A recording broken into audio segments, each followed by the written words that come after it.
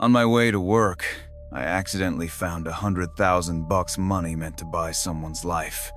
I tossed it straight into the merit box at the temple. Let the ghost deal with Buddha head on. That night, I was at home, sipping champagne, looking in the temple's direction, when a flash of Buddhist light lit up the sky. The next day, a little female ghost was sobbing at my door, complaining, "Do you have any idea how much damage a Buddha slap can do to a ghost like me?"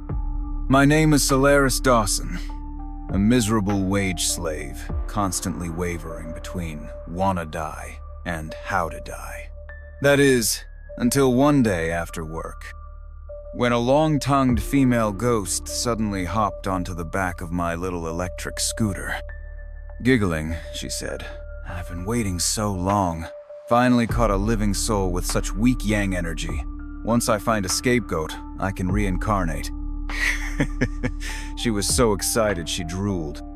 Wiping her mouth clumsily and shoving her tongue back in, she mumbled, "Why does this damn tongue keep slipping out?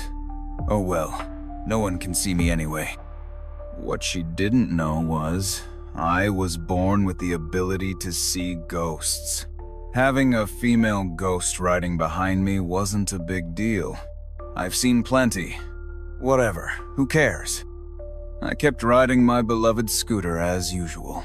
After letting out an evil kekeke laugh, she slowly reached out her hand and covered my eyes.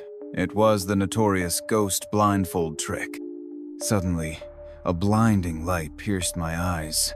A giant truck was charging straight at me, running a red light like a maniac. Red light? Wrong lane? This truck was practically begging for a fatal accident. I got a little excited, gunned the throttle, and aimed straight for the truck. "Come at me, truck!" The ghost behind me froze for a second, then realized I was trying to kill myself and screamed, "Hey! Are you crazy? Turn! Turn now! Ah!" Her screams filled my ears. I was about to crash, but somehow I passed right through the truck, as if through a cold mist. Meanwhile, the ghost behind me was sent flying by the truck. Huh? What the hell? I pulled over and looked carefully. There was no truck, only a large drainage ditch. If I had panicked and swerved, I would have drowned in that ditch instead. What a shame. Who knows when the next accident will come? Clicking my tongue, I rode away.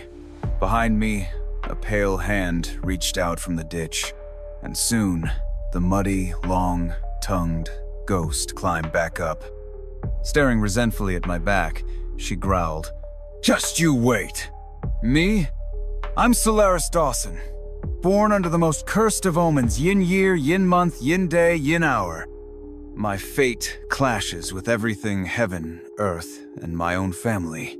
My mom died giving birth to me. They said it wasn't my fault, just that she was too weak. My dad died of a heart attack from grief. They said it wasn't my fault. He was just too sentimental. My grandma poisoned herself, spraying pesticide on the crops. They said it wasn't my fault. She was careless.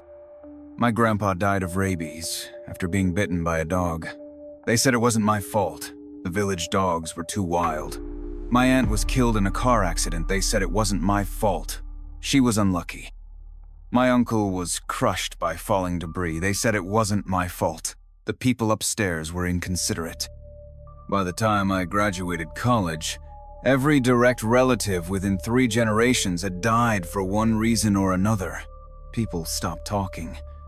They all thought I was cursed and drove me out of the village.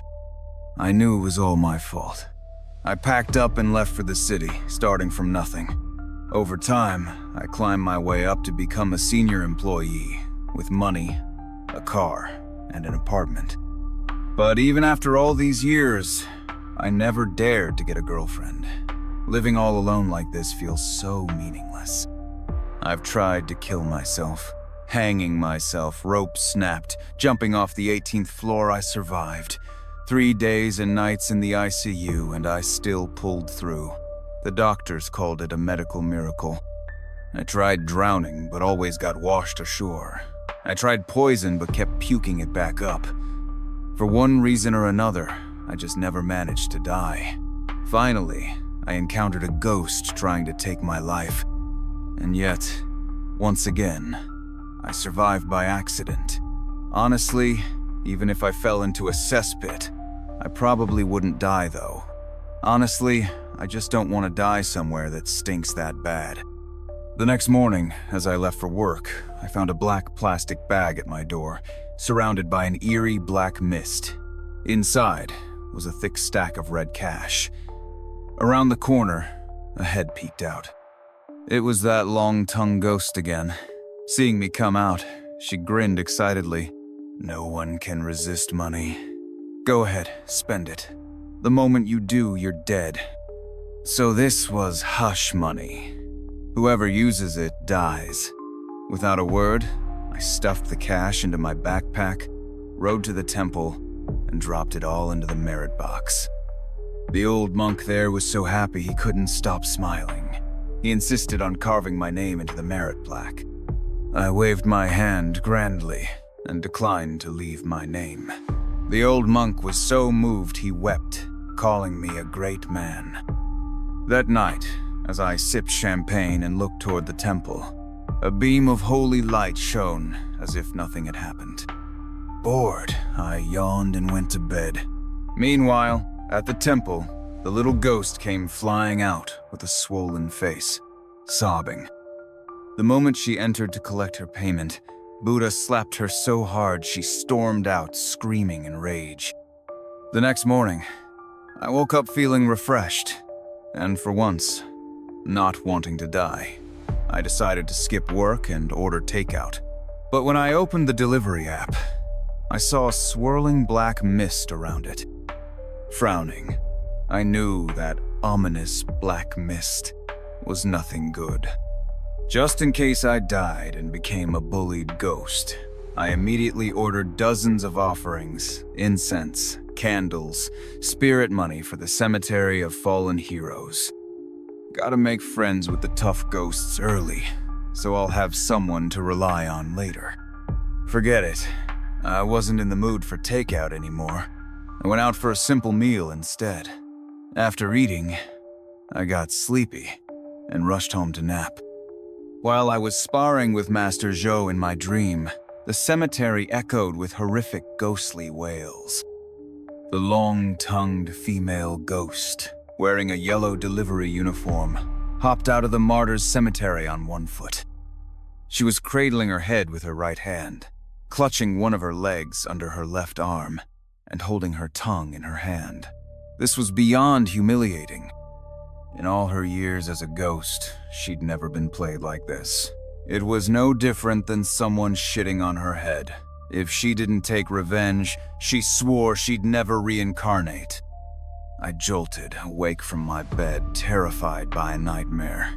I dreamt of a female ghost being torn to pieces by a group of military-uniformed ghosts. It was horrifying. I quickly opened a short video app to calm my nerves. Ding dong. A WeChat message popped up. "Sexy wildcat, my husband's not home. I'm burning with desire, all alone secretly." I swear I had no other intentions.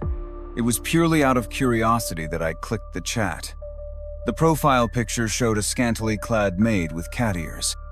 I frowned and thought, this photo looks heavily edited. Wait a minute. When did I ever add this sexy wildcat? I tried to delete the contact, but no matter what, it wouldn't delete. Soon, another 60-second voice message came in, surrounded by black mist. Why do ghosts keep targeting me lately? Well, too bad for you. I copied the voice message and sent it to the official email of Japan's Yasukuni Shrine. Then I logged off WeChat and went back to watching videos. What I didn't expect was that this would actually cause quite a stir in Japan. A few days later, it even hit the trending news. Breaking news. Shocking. Haunting at Japan's Yasukuni Shrine. Why? Multiple onmyoji have been summoned to conduct rituals and find the truth. Netizens chimed in. Should have burned that place down long ago. Is haunting really that surprising? They worship ghosts anyway. Guilty conscience, huh? Expressionless, I put down my phone and continued brushing my teeth. After rinsing my mouth, I looked up and saw a familiar black mist swirling in the mirror. Seriously? Again? An ethereal female voice echoed from the mirror. How dare you mess with me? You're dead this time! A question mark slowly formed in my mind. That laugh, it was the same long-tongued female ghost from my scooter a few days ago. Staying calm, I removed the large, single-sided mirror from my bedroom and positioned it face-to-face with the bathroom mirror. When I was a kid, the village elders said mirrors are yin objects. Ghosts can travel through them. By placing two mirrors face-to-face, I'd essentially created an endless tunnel. Sure enough, the ghost's confused voice came from inside. Strange. This is exactly how Sister Sadako taught me. Why can't I crawl out? After 2 hours, the ghost on the other side finally broke down. Why can't I get out? I couldn't be bothered. I closed the bathroom door and went to eat. When I came back, the bathroom was silent. I thought she had left, but in the middle of the night, her crying woke me up. Annoyed, I got up to investigate. The crying came from my front door. Peeking through the peephole, I saw the long-tongued female ghost crouching there, sobbing. I couldn't help but open the door and shout, "Stop crying! It's the middle of the night, some people are trying to sleep." I rarely speak to ghosts unless I really can't hold back. The female ghost froze, even forgetting to tuck her tongue back in. In disbelief, she said, You can see me? Crying at someone's door in the middle of the night, is that polite?" She paused, wiped her tears, and suddenly smiled shyly. "Hey, handsome, can I come in for some tea?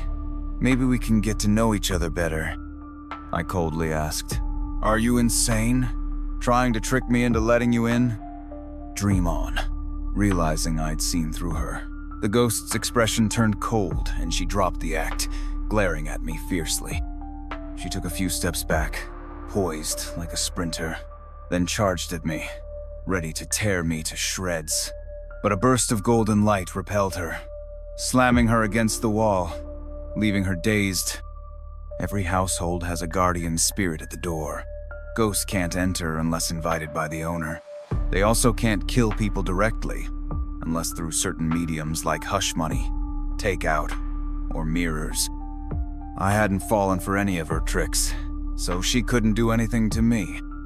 Sliding down from the wall and collapsing to the ground, she trembled and suddenly burst into tears, sobbing, "You're so cruel. You're bullying a poor ghost." Sob, sob. "You tricked me into the temple. Do you know how much damage a Buddha slap does to a weak, helpless little ghost like me? Do you know how brutal the ghosts at the martyr cemetery are? Do you know how many on Myoji hunted me down in Japan? No, you don't. You big pumpkin. Rotten corn. Stupid tomato." She unleashed her grievances on me. Suddenly, it all made sense. All those ghosts haunting me these past few days, it was all her doing. Hearing her complaints, I actually started to feel a little guilty. My tone softened. "So what do you want?" The ghost pitifully replied. "Let me kill you. Be my scapegoat." Well, I was planning to commit suicide anyway. Dead is dead, no matter who kills me. Is there a painless way to do it? My previous suicide attempts had been excruciating. I was terrified. Seeing hope, the ghost eagerly said, "Yes, I can possess your pillow, and you'll die peacefully in your sleep. Absolutely painless." I was about to agree, but something didn't feel right. I asked, "What happens if I become your scapegoat?" "Not much, really. You just won't be able to reincarnate," I replied. "Never mind. Goodbye." I slammed the door shut. I've barely wanted to live as a human for these decades, let alone become a ghost who can't reincarnate. In my next life, I want to be a kitten. Everyone loves kittens, and kittens always have someone to cuddle with. The ghost froze for a moment, then started pounding on my door. "Hey, let's talk about this. Hey!" When I didn't respond, she burst into tears again. Wah! My ears were ringing from the noise. I opened the door and tried to reason with her. "Go find someone else. I can't do it." Tearfully, she said, "You think I don't want to? Everyone else has such strong yang energy, I can't even get close. You're the only one with weak enough energy, but I still can't kill you." Wah. The more she talked, the more pitiful she sounded, crying louder and louder. She was utterly humiliated as a ghost. "Stop crying," she pouted. "I'll cry if I want to. I'll cry until you die. Enough already. Don't you want to reincarnate?" At the word reincarnate, she immediately fell silent. "What's your name?" "Julia Morgan." I glanced at the red marks on her neck and her elongated tongue, then asked, "You're a hanging ghost, aren't you? Why can't you reincarnate?" Julia answered honestly, "Suicides forcibly cut short their lifespan, so we can't even enter the gates of the underworld unless we find a scapegoat." I froze, secretly relieved. So suicides can't enter the cycle of reincarnation, thankfully. I hadn't died yet. Otherwise, I wouldn't get to be a kitten in my next life. "Why did you commit suicide?" Julia thought hard, her brows furrowing into a deep crease. "I don't remember. A ghost's memories fade over time until they become mindless, wandering spirits, drifting aimlessly. But Julia still remembered her name, could cry, feel anger, and had human emotions. She didn't seem like someone who had been dead very long. Well, whatever. I remember the village witch used to say she could help ghosts move on. I can go ask if she can help you." Julia was overjoyed, grabbing my hand excitedly. "Really? That's great. Honestly, I don't want to kill anyone. Being a stray ghost is miserable." The next day, I took leave and headed back to my hometown. The villagers were horrified at the sight of me, fleeing into their homes and locking their doors. The once lively village became eerily empty. Julia, seeing this, asked curiously, "Why are they so afraid of you?" I shrugged. "No idea. Maybe I'm just too handsome." Julia. Soon, I arrived at the witch's house. Before I even entered, an elderly voice stopped me. "Halt. Step over the fire basin to dispel bad luck." I froze as the witch placed a fire basin at the doorway. I stepped over it easily, but Julia was blocked fire wards of evil, and she couldn't pass. The witch said softly, "A guest is a guest. Come on in." The golden light at the door vanished, and Julia floated inside. The witch sat cross-legged before the shrine and said, "You're here because of that little female ghost behind you, right?" I nodded. "Granny, can you help her move on? She can't reincarnate." The witch glanced at Julia. "Let me check her birth chart first." Julia provided her name and birth data. The witch closed her eyes, calculated with her fingers, then opened her eyes and said, "You did die by suicide, but I can't help you," Julia anxiously asked. "Why not?" The witch said, "Only the one who tied the knot can untie it. You still have unresolved wishes in the mortal world. Your soul won't leave willingly." I was puzzled. Aren't suicides supposed to have nothing left to live for? How could there still be attachments? "That I do not know," said the witch. "Granny, there's something else strange. This ghost has forgotten almost everything except her name and birth chart. She doesn't even remember how she died." The witch carefully examined Julia, calculated again, and said, "She's only been dead for 3 months. She shouldn't be forgetting this fast. So, something's fishy, right? I'll go investigate. The witch lit 3 incense sticks and bowed repeatedly to the kindly-faced Buddha statue behind her, chanting softly. After offering incense, she picked up the guiding bell and began the ritual, shaking the bell while dancing. Suddenly, she sat down abruptly, head drooping, falling silent. Did she die? Julia asked nervously. No, her soul has left her body, I explained. The witch was a spirit walker, capable of communicating with the other world. After an incense stick's time, she finally came back, gasping and drenched in sweat. Well, Granny? I asked anxiously. The witch wiped her sweat and said, Something's definitely wrong. I asked the underworld ghosts, and no one named Julia has died in the last 3 months. Wait, what? She didn't commit suicide. She was murdered. And whoever did it had considerable skill almost fooled me. They sealed her consciousness, so she couldn't seek revenge or reincarnate. I was shocked. That's pure evil. If it weren't for my yin-yang eyes, Julia would have died unjustly.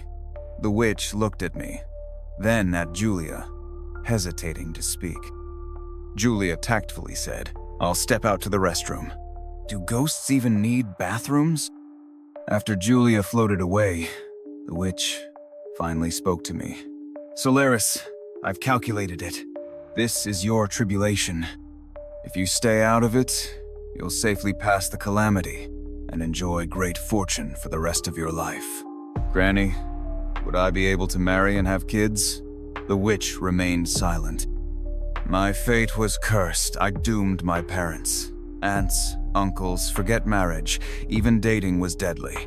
Anyone who got close to me died. I was destined to die alone. Dying in this tribulation might actually be a kind of release. Solaris. The witch tried to comfort me but found no words. Being rejected by humanity was my destiny, I understood. As I opened the door, Julia stumbled back inside. We locked eyes awkwardly. Julia tried to ease the tension. Ahaha, where's the restroom again? I brushed the dust off my clothes and turned my back to her. Let's go. Go where? Home. To find out how you really died. Julia looked touched, sincerely saying, Thank you. My whole life, I've brought misfortune to those around me. I was a jinx, a symbol of bad luck.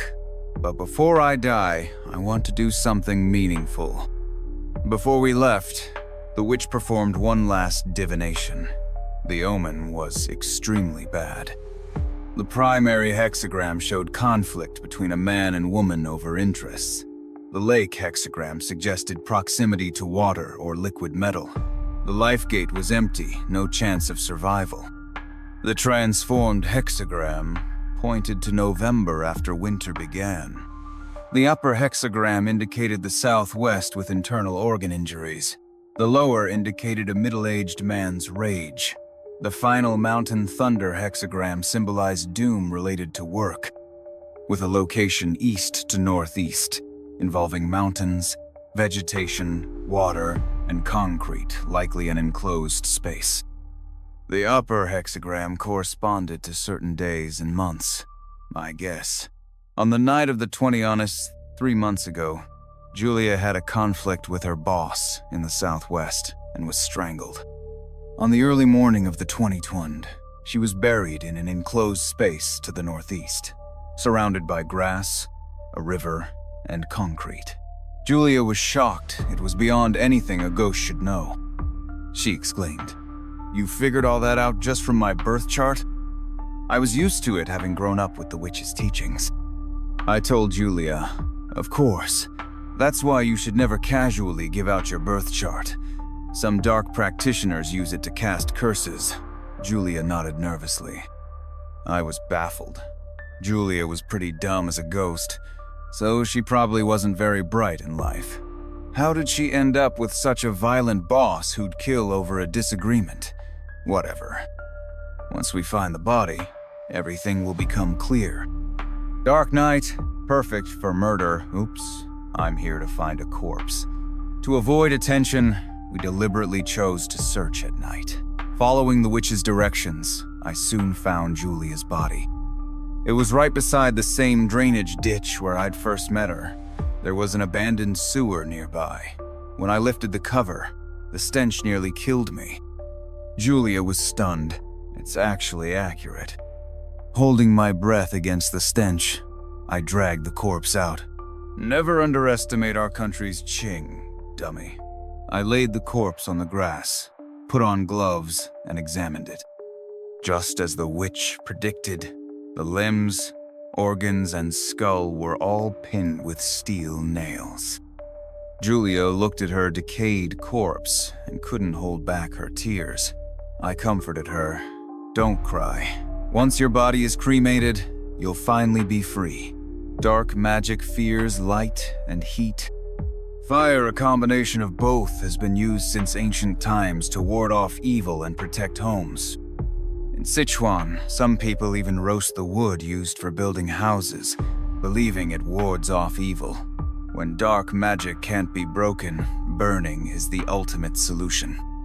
Julia nodded and said out of nowhere, "In my next life, I want to be a kitten too."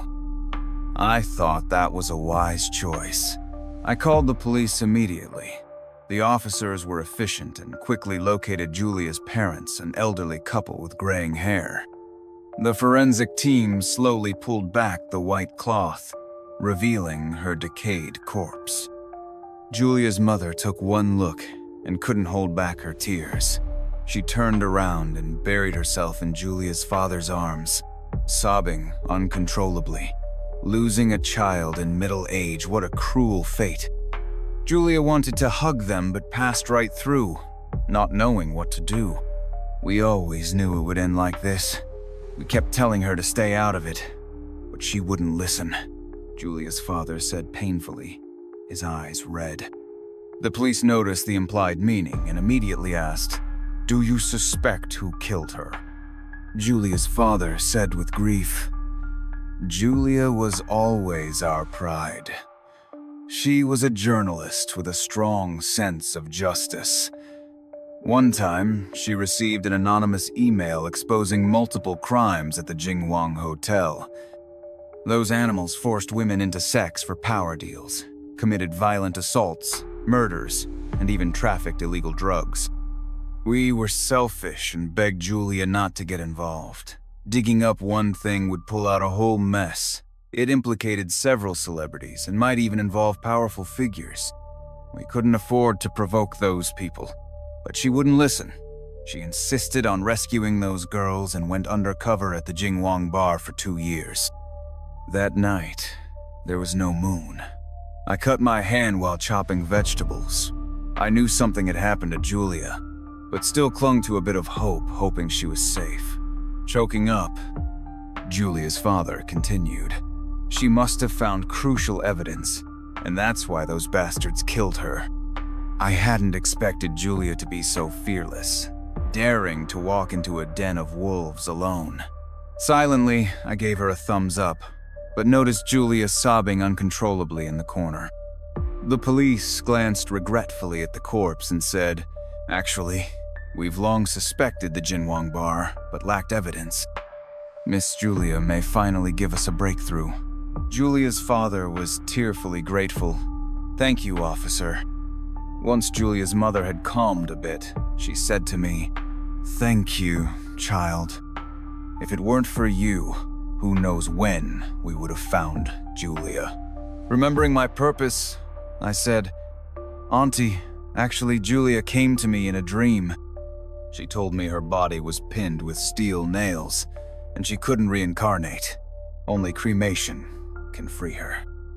The coroner was startled and said, "Miss Julia's body was indeed nailed with steel pins. These nails are deliberate. Some killers hire Taoist priests to seal a soul with steel nails, fearing the ghost will return for revenge. Having dealt with many corpses, the coroner was familiar with such taboos." Julia's mother panicked.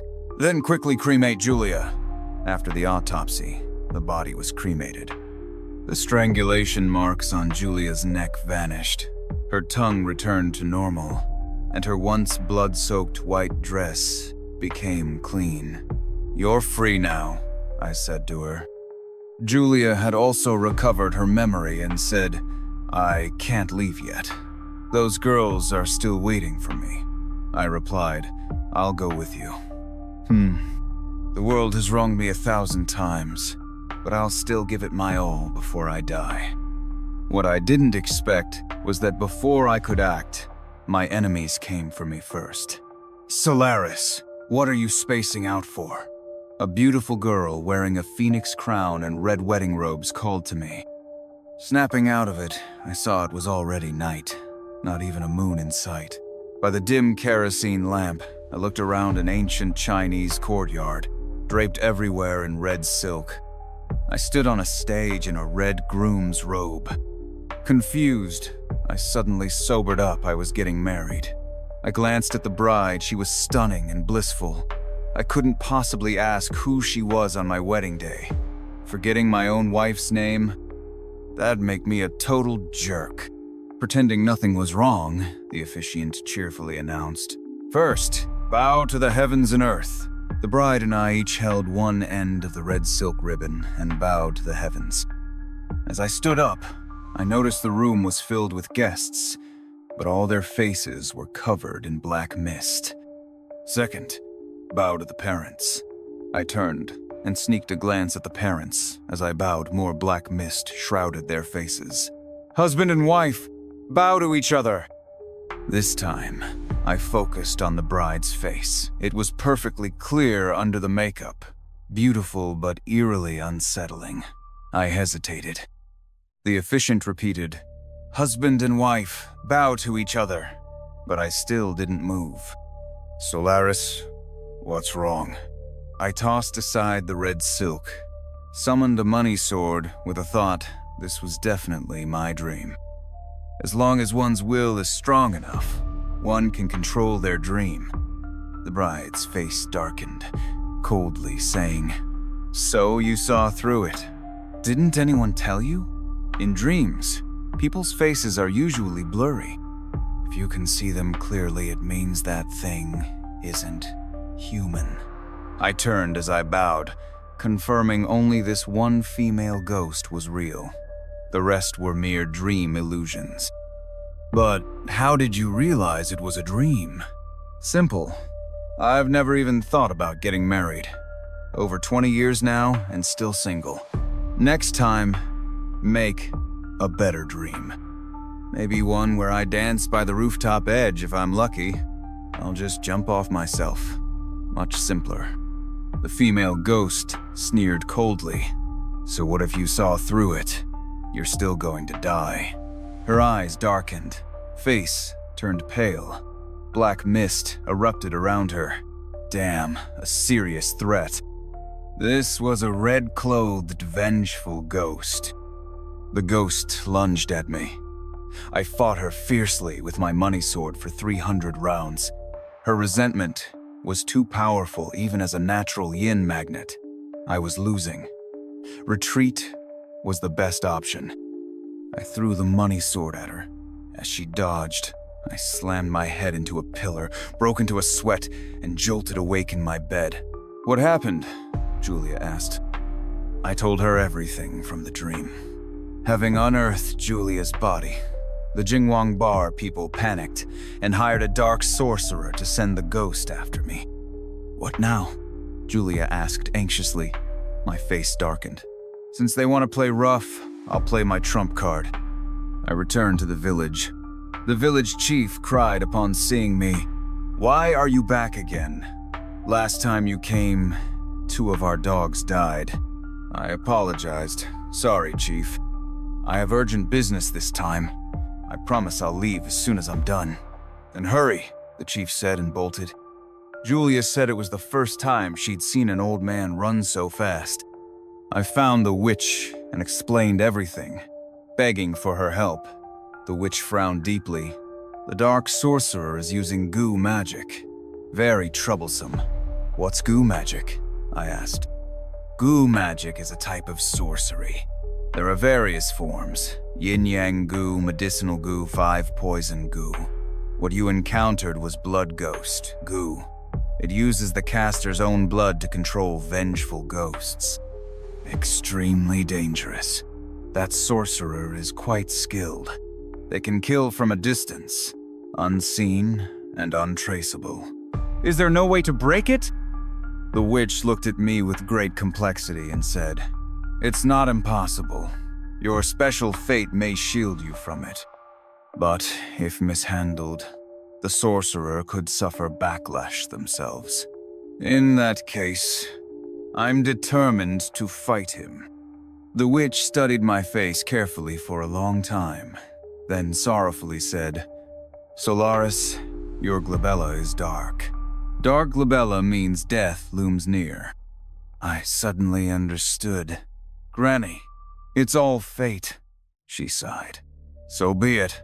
If it's destiny, who am I to stop it?" The witch walked over to the kind-faced Buddha statue, lit 3 incense sticks, bowed repeatedly, and chanted softly. Spirit walkers deal with the underworld year-round, so they often worship righteous deities for protection. Kind Buddha is gentle and reasonable, easy to communicate with. The one she worshipped was Maitreya. After finishing her prayers, the witch stepped on a stool to take down the Buddha statue. I thought she was summoning Maitreya to protect me, but behind the statue was another figure, a 1,000-armed Vajra Buddha, each hand holding a different weapon, eyes wide open and fierce. Just one glance made one tremble. Julia was so scared she hid behind me. This was the infamous god of slaughter, the 1,000-armed Vajra Buddha. Born of wrathful thoughts, prone to violence and skilled in combat, spirit walkers rarely keep such fierce gods at home. There was only one explanation. The witch had long foreseen my arrival and prepared this deity for me. She placed the statue inside a sandalwood box covered in scripture and said, "Solaris, you can control it." I thanked her, and she watched as I left, not looking away until I completely disappeared from sight. "That's your trump card?" Julia asked, confused. Of course not. My real trump card hasn't even been played yet. I then went to the police station to change my name. The name, Solaris, was given to me by the witch. Solaris means the sun and moon shining high, illuminating the earth. Throughout history, only those with extremely powerful fates could bear this name, like the first empress of the Tang dynasty, who transformed her fate to dare take such a name. For ordinary people, using Solaris would create disharmony, turning their world upside down, leading to family ruin. But I was different. Born under the cursed Lone Star, the witch gave me this name to suppress my ill fate. Now, I'm done pretending I'm laying my cards on the table. I changed my name to Luke Dawson, then sat in front of the Jingwang bar. The effect was immediate. In just minutes, the bar's sign fell. 2 luxury cars crashed into the front entrance, and a passing garbage truck overturned, dumping trash everywhere. But the bar owner was ruthless. He had everything cleaned up by afternoon and reopened for business that night. I went in, ordered a flaming iced tea, and looked around. Downstairs were handsome men and beautiful women dancing, but upstairs was filled with ghosts. No wonder I'd seen thick black energy above the bar from the start. These weren't wandering souls, but captive spirits.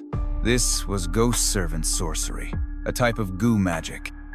No surprise Julia was discovered these ghosts were the sorcerer's eyes. Suddenly, a crystal chandelier crashed down, shattering into pieces. The dancers screamed and scattered. Electrical sparks flew as wires short-circuited. The security manager calmly evacuated the crowd. Sitting silently in a dark corner, no one noticed me, except the patrolling ghosts above. The red-clothed, vengeful ghost slowly floated over, her long crimson nails pressing against my throat, sneering.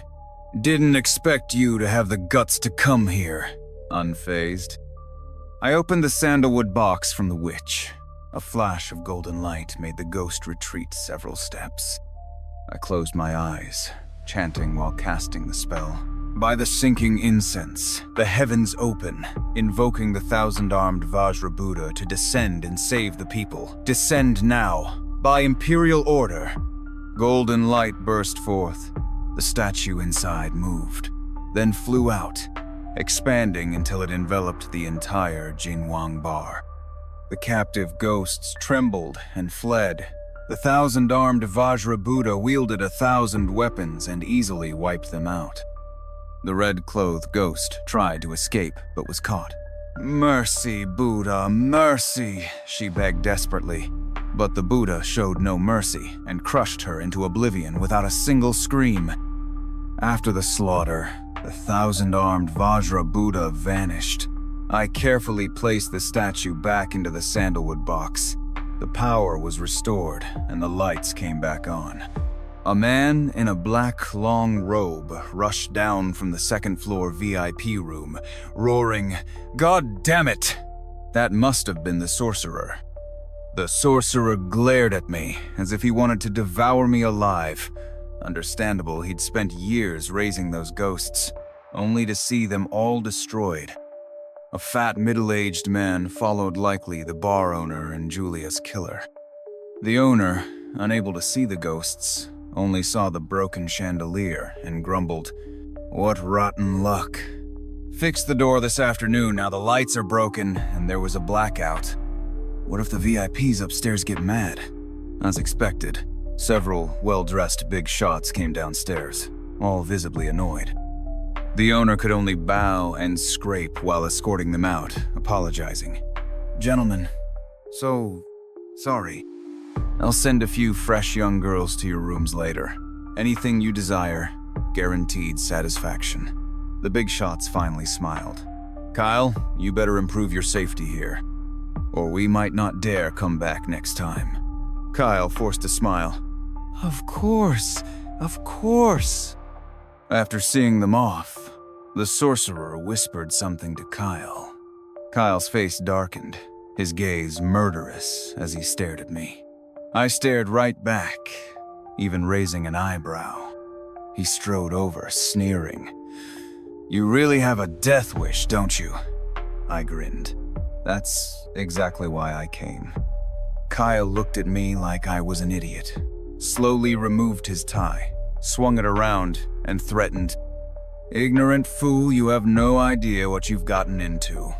You planning to strangle me with that, punk?" Kyle's face darkened. In a flash, he wrapped the tie around my neck and growled, "You bastard! Dare to provoke me? I'll kill you!" Struggling for air, I instinctively resisted, but still smiled. After all, I was born under the Lone Star, hard to kill. With a ripping sound, the tie snapped. I coughed twice and mocked, "Come on, punk, bring it on!" Enraged, Kyle grabbed a chair and smashed it over me. The chair shattered into pieces. Still not satisfied, he kicked me repeatedly, but slipped and crashed into the bar, breaking his leg. Kyle clutched his leg and screamed in pain. I only suffered a few scrapes. Standing up, brushing off dust, I taunted, "Is that all you've got? You bastard, you'll pay!" Kyle shouted, limping and hopping toward me with a fruit knife. "Die, you son of a bitch!" "Oops!" Kyle screamed. Kyle tripped over a chair leg and fell, the knife plunging straight into his shoulder. I squatted beside him and asked, "Punk, can you still stand?" He raised his head, nose bleeding, 2 teeth missing, cursing. "You mother foo." Tsk. Such filthy language. I frowned. "I've just broken my seal today. Be good and maybe you'll get off easier in jail." Tooey. Kyle spat blood at me, still cursing, but before he finished, a ceiling light bulb fell and smacked him on the head. knocking him out cold. What doesn't kill me only makes me stronger. I turned my gaze toward the sorcerer, who was staring at me grimly. He sneered. "You do have some skill." I waited to see his next move, but instead, he ignored me and rushed to drag Kyle up. At the door, he warned, "You better watch your back. Acting tough, huh? Do I look like someone who waits to die?" Well, actually, yes. I couldn't get into Kyle's VIP ward, and I didn't want to risk innocent people getting hurt, so I stayed home, waiting for them to come to me. At home, I was telling Julia about my heroic feats punching the red-clothed ghost, kicking Kyle. Julia played along with occasional gasps of amazement. Suddenly, I yelped in pain as a large spider bit me. Its black, yellow body and 8 eyes identified it as a venomous wolf spider. I smashed it dead with my slipper, but sweat poured down my face as intense pain spread through my body. "What's wrong?" Julia asked anxiously. "I've been hit with poison goo," I replied. Poison goo is made from corpse oil, boiled with animal venom, infused into a spider through secret rituals. Julia panicked. "Should I go find the witch?" I forced a smile. "No need. Let's see whether goo magic or my Lone Star fate is stronger." The witch had said goo magic could backfire. If I fought it off, the sorcerer would suffer too. I endured the pain for over an hour, and eventually felt nothing. I sneered. So much for poison goo. My smugness lasted only 3 seconds before dizziness overwhelmed me and I blacked out. When I opened my eyes again, I was back in the village. Everyone avoided me like the plague, so I went to find Granny, the only one who ever took me in. "Solaris, you're back," the witch said, sitting cross-legged before her altar. "Granny, why am I here?" I asked in confusion. The witch looked worried. "You really don't know your limits. That sorcerer isn't someone you can mess with. If your fate wasn't so special, you'd be dead already." Then I remembered I'd changed my name. "Granny, I can't stay here anymore. I changed my name to Luke Dawson. I'd better leave before I bring disaster to you. Without my seal, I was a walking curse, dooming anyone close." But the witch calmly said, "No matter. Solaris, give me your birth chart, and I'll set up a formation to turn misfortune into fortune." I eyed her warily. "Don't you already know my birth chart?" I'm old. Easy to forget things. Never tell anyone your birth chart." I recalled Granny's own warning. "You're not Granny." "Of course I am, Solaris. You don't recognize me?" I had an idea. I wrote down a tongue twister and asked, "Then read this aloud. Eat grapes without spitting skins. Don't eat grapes but spit skins anyway," she recited smoothly. Without hesitation, I punched her square in the nose, causing twin streams of blood. Clutching her nose, she cried out, "But I read it right. Why hit me?" "Yeah, right. My granny's illiterate." I unleashed a storm of punches and kicks. She screamed in agony, and soon the illusion shattered. I sat up in bed, with Julia beside me looking anxious. "You suddenly passed out. Scared me to death." I calmly said, "It's nothing. Just another goo attack, this time a spirit goo." Spirit goo confuses the victim's mind, inducing hallucinations or bizarre behavior. This type of goo requires heavy use of talismans, takes effect quickly, and instantly controls the victim's will. "That sorcerer is evil," Julia said angrily. "So, what did you see in the illusion, Granny? What did she ask you to do?" I answered truthfully. "She asked for my birth chart, claiming she wanted to help. That sorcerer's cunning," Julia huffed, but suddenly her eyes lit up. "So what is your birth chart?" My heart sank, and I stared at her warily. Ambush. Smack. A right whip kick. Smack. A front kick. Smack. A 5-hit combo. Every strike landed with precision, breaking fake Julia's legs. She wailed and gnashed her teeth as I warned, "Don't ask for my birth chart. Anyone who does gets beaten." The illusion collapsed again. This time, Julia's face was right in front of mine. I jumped back in alarm. "What are you doing?" "I should be asking you that. You spaced out and wouldn't respond." After 2 deceptions, I was still uneasy. "You're real, right? Steamed? Boiled?" "I prefer fried or stir-fried." Her clear eyes reassured me. She's so dumb, she must be real. I quickly told Julia everything about the spirit goo. She finally understood. "So much happened while I was watching. But why does he want your birth chart so badly?" "Have you heard of cat goo or blood goo?" Julia shook her head. I sighed in understanding. After all, she was just a silly ghost. I explained.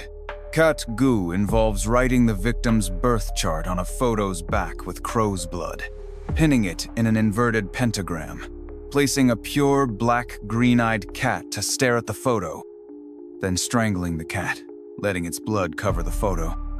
The victim dies within 10 days. Their flesh sliced like they were flayed alive, though still attached. Blood loss causes death. Blood goo uses yellow grave paper cut into a human figure, soaked in gecko blood and dried.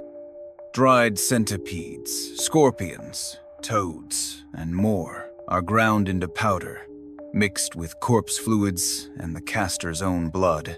The victim's name and birth chart written on the figure. At midnight, in a candlelit chamber with 81 unused candles forming a circle, the caster stabs the figure 81 times with a cobra fang, then burns it facing the victim's direction. Victims of blood goo bleed to death within 6 hours. Both goo types are vicious and require a birth chart. Julia looked at me admiringly. "How do you know all this?" Calmly, I pulled out Granny's 100 questions on goo magic and said, "Read more books." "So, if he can't get your birth chart, what will he use?" Before I could answer, a loud bang came from the living room. I rushed out to see shattered windows and a flying human head whirling around. Julia screamed, "Oh my God, a ghost!" "What are you scared of? You're a ghost yourself." I shot her a look and frowned. Flying head goo had arrived. Flying head goo is the most mysterious and terrifying of all goo arts. The sorcerer's head detaches to fly around and feed, enhancing his power. Training takes 7 rounds of 49 days each, nearly a full year. Each night requires blood. Missing even one resets everything, permanently failing. So for over 300 nights, his head flew out, feeding on humans, animals. Nothing was safe. That sorcerer was highly skilled, surviving 2 counterattacks and still casting flying head goo. No wonder the police couldn't take him down. The flying head roared. "You little brat, after killing all my ghost slaves, now you die." The head charged at me, but I countered with a flying kick, sending it flying. I opened Granny's sandalwood box, bowed, and chanted, "Heavenly nets, earthly nets, human misfortune departs. All disasters turn to dust. Fire cannot burn me, water cannot drown me. Those who chant Vajra mantras will reach enlightenment. I humbly summon the 1,000-armed Vajra Buddha. Appear by imperial order." My whole body glowed golden, surging with power. The flying head bit my neck, but my skin was like iron, snapping 2 of its fangs. "Ah! I'll kill you!" I struck a cool pose. "Bring it on!" It bit my neck, arms, thighs, even aimed for my privates, but no flesh came off its teeth, broke instead. "What sorcery is this?" it screamed. I proudly declared, "Mao Shan spirit summoning." Granny was not just a spirit walker, but a Mao Shan master. I've met my match at last. Bad luck for me. The head tried to flee, but I grabbed it. Leaving already? I haven't started yet. Panicked, it threatened. You'd better not, or my backers will destroy you. Smiling like the crooked-mouthed Dragon King, I stuffed it into a large jar. The head shrieked as my golden aura kept Julia from approaching. After respectfully dismissing the Vajra Buddha, Julia asked, "What did you do to him?" "Nothing much. The jar simply broke his flying head goo. Inside the jar was a special powder first. Seal 5 poisons: centipede, snake, scorpion, toad, gecko. In a jar, bury it at a crossroads. Let them slaughter each other for 2 hours. Grind them into powder, mix with corpse oil and blood. Once the head touched it, the goo was broken." Julia asked, "Wait, where'd you get corpse oil?" Embarrassed, I chuckled. "From a piece of your rotten flesh." The head struggled violently and finally burst from the jar, escaping through the window, but it was doomed regardless. The stronger the goo, the harsher the backlash. After 3 counterattacks in one night, even he couldn't survive. As expected, news came days later. The sorcerer was found dead, horribly decapitated, his head completely rotted. At the same time, police retrieved Julia's phone from the lake. Though heavily damaged, technicians were thrilled to find her cloud backup intact if they could get the password. But Julia's cloud password was a 100-character nightmare. Fortunately, Julia's ghost was right beside me. I asked for the password, and she rattled off. "Nyai wo woe ni mix webing chengtian mimi." Stunned, I asked, "How did you remember that?" She giggled. "Just turn it into a song." She sang loudly. "You love me, I love you. Honey Snow, Ice City Sweet." In any case, Julia's phone held critical evidence. The girls at Jinwang Bar were rescued. Kyle and the big shots were all arrested. In court, the perpetrators cried bitterly, regretting everything. But when I thought it was all over, I suddenly vomited black blood and collapsed, rushed into the ICU. Doctors were stunned by the sheer amount of toxins inside me. By all logic, even an elephant would have died instantly. Yet I'd been walking around for days. My organs were too far gone. Thinking of everything I had done before dying, I smiled. It was worth it. I closed my eyes on the operating table. Epilogue. Julia's death shook the nation. Her parents were hailed as heroes, but they felt no joy. They only wished their daughter were still alive. A year after Julia's death, an elderly woman visited the Morgan family, gifting them 2 kittens. The cats brought them comfort as if their daughter was still by their side. But the 2 kittens meowed nonstop. The calico, meow, meow, meow. Translation: Julia, that's my canned food. The orange tabby, meow, meow, meow. Translation: I ate it. Fight me, idiot. The calico, meow, meow. Translation: I've never seen such shamelessness. Fine, whatever. The 2 kittens chased each other on the cat tower,